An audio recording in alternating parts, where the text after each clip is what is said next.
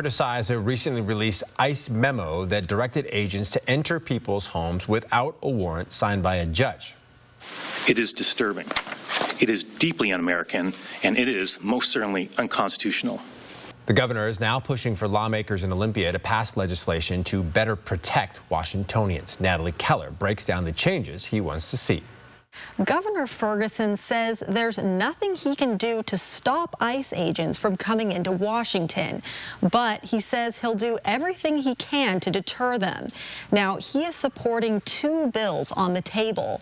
One would not allow law enforcement to wear face coverings, and another would make it illegal for people who are not law enforcement to make or wear a badge and impersonate an officer.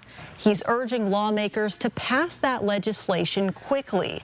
If ICE activity in the state escalates, the governor and attorney general also say they would take legal action against the federal government and individual agents.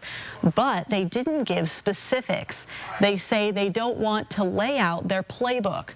Ferguson also says he's been moved by people protesting ICE in Minnesota and appreciates Washington residents doing the same. I've said many times over the last year that we all have agency in defending our democracy, all of us.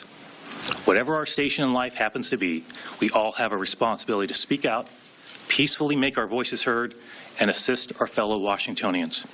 We will not allow this administration to turn our nation into an authoritarian regime. And Attorney General Brown says he'd like to see checks and balances exercised. We need immigration enforcement in this country, from my perspective.